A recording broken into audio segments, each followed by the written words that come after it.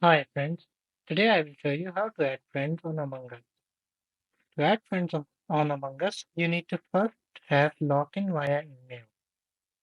To check whether you're logged in via email, click on My Account on the left, go to Account. Here you can see that I am logged in. However, to check whether or not you're logged in, you can go to Manage Account. Now, to add friends, click on the Friends tab at the top right. You will see your friends list here. To add a friend, you can click on that option.